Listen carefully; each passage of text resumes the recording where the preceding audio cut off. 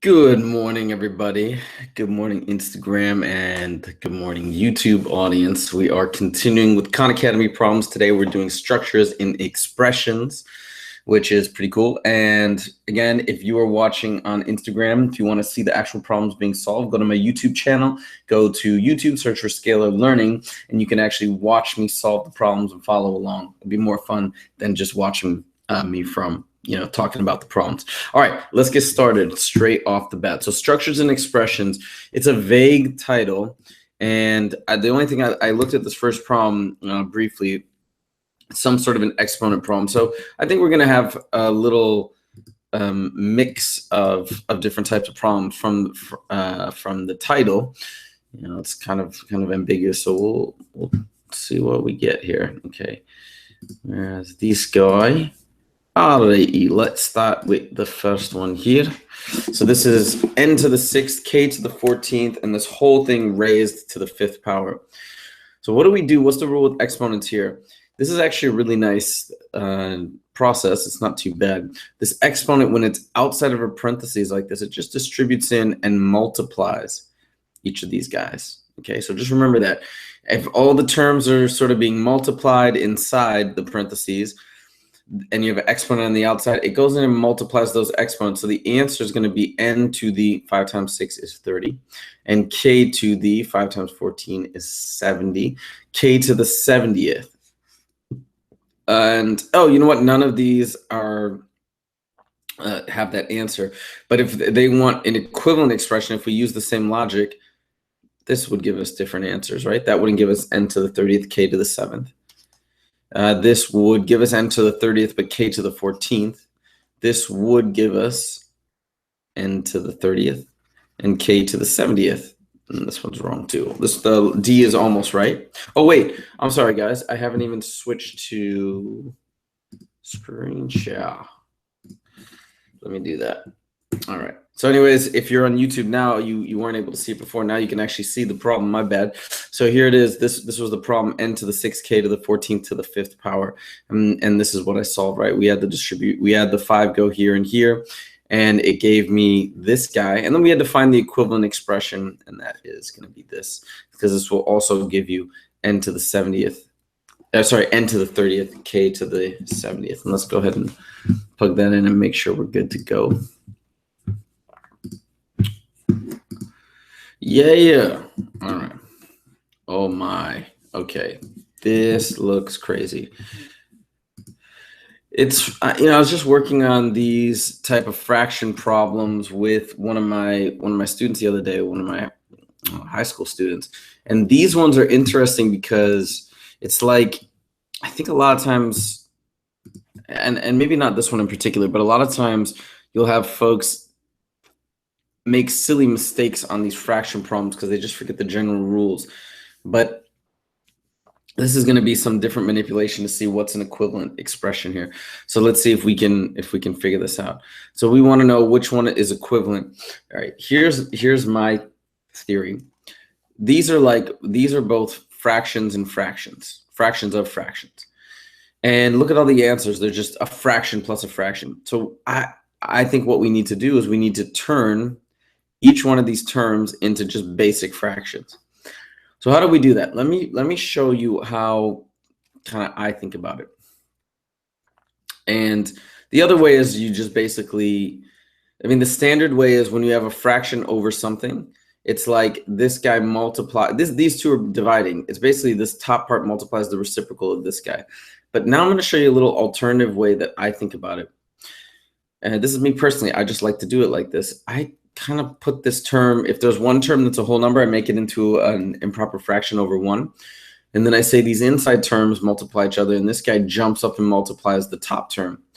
So it ends up becoming A over BC. Okay? Hope that makes sense. And then let's look at this fraction, D over E over F. We need to make this over 1. This guy jumps up here. This guy jumps up here. So this ends up being plus df over e. Okay, again, the other way to think about it is d multiplies the reciprocal of e over f, which is f over e. Same thing, right? This should be the answer, A over BC, so it should be A. See these other ones, yeah, wrong, wrong, wrong. Okay, so it should be A. Let's give it a shot. Yes, it worked. It is correct. It's the same thing. Okay, so that's what structures and expressions are. I really didn't know what that meant. It's a very vague title, but I guess it's these different manipulations of exponents, fractions. We'll see what else we got. But okay, next one. This is the exact same thing, except it's multiplying.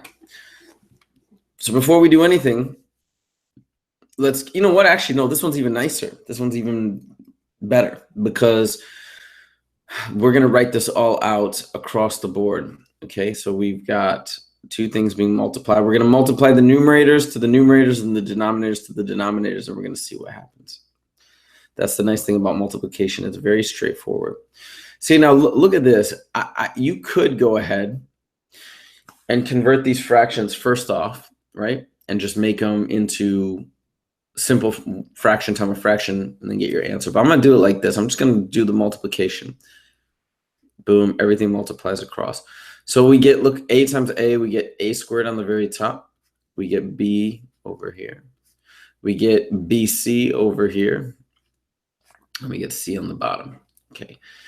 Now let's do our little trick where these guys join. This guy jumps up there and this guy jumps up here.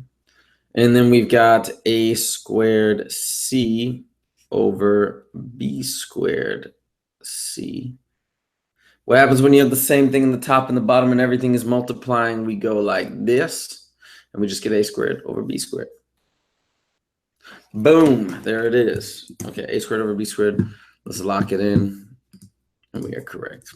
All right, two more. Two more problems. Okay. Here we go.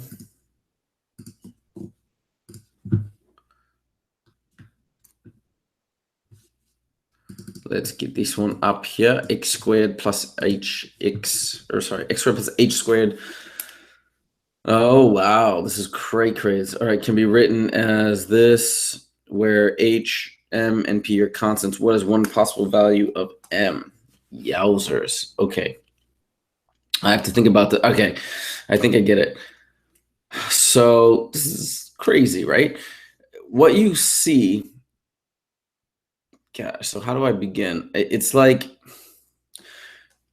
you look at this and hopefully you've seen enough quadratics by this point where you can look at this and say, this is a difference of squares. And that's what's being multiplied. And a lot of times with these problems, your first instinct, even if you have no idea what to do, like my first instinct, I'm looking at this problem, I have no idea what to do, kind of, for a few seconds. And then my senses return to me and I say, okay, I'm just going to follow my normal instincts, which is multiply, either multiply or factor, one of the two. And I'm looking at this. And then once I thought of multiplying, I realized that's the key. So let me show you why. When we multiply, meaning when we FOIL, look what happens. Difference of squares, we get x to the fourth, okay? Then this guy jumps over, multiplies here. We have minus x squared, h squared. Oops. Then we have plus h squared, x squared, h squared. And then we have this guy come down here, minus h to the fourth. Look at these two terms. They are like terms and they cancel each other out. Boom, boom. What do we have instead? We have x to the fourth minus h to the fourth. Now we have something interesting because look at this. It's very similar, right? We literally have x to the fourth minus h. We have two pieces. We have this thing subtracting this thing. Here we have this thing subtracting this thing. What does that mean?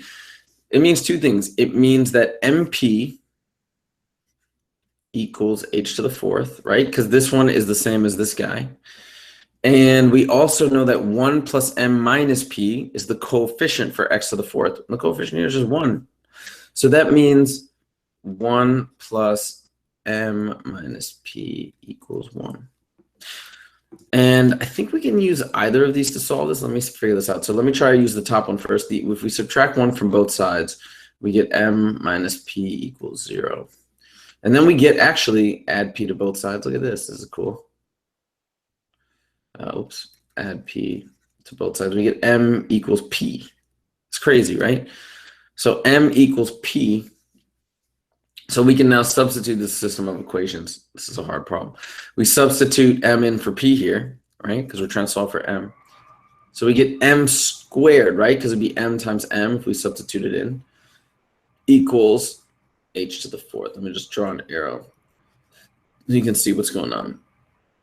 Square root both sides to get m. Square root of h to the 4th is h to the 2nd. Yowzers. That's a pretty crazy problem. And let's put this in. So it's h squared, which is c. Let's make sure we're right. Yeah. I think they probably did it the same way I did it, I'm assuming. Yeah, they did. They FOILed and same thing, right? Khan Academy is good. It's got really nice explanations. So definitely use these practice problems. I think I mentioned yesterday, College Board has worked with Khan Academy and had oversight in the development of all these practice problems. So they're good quality, very, very good quality. Okay. Here we go. All right, u plus 7 over 7, blah, blah, blah, which of the following is equivalent? Now we end with this is actually a pretty basic one. Guess what? These guys have the same denominators. So you don't have to do much. You just literally add the numerators, okay? So we'll make one big thing, u plus 7 plus u minus 7, this whole thing over 7. These guys cancel out, 7 minus 7, right? And these guys combine to be 2u. 2u over 7. And they don't even have that, but this is the answer that's equivalent, right? U plus u, it's the same thing, the 7's cancel out. So we have u plus u over 7, which is b. Yeah, that's it. Okay, let me go back to this guy. Screen share. All right, cool. So anyways, thank you guys for joining today. Hope that was helpful. Again, if you have any questions or comments, feel free to always email me at huzaifa@scalarlearning.com. Leave comments, questions in the space below, obviously. And make sure to subscribe to my channel if you have not done so yet. Like this video would be much appreciated. Thank you guys so much. I hope you have an amazing Thursday. I know most of you students have Friday off because it's Good Friday. So this is your Friday. This is your last day of the week. So hopefully you make the most of it and enjoy it. All right, guys, take it easy. Have a great day.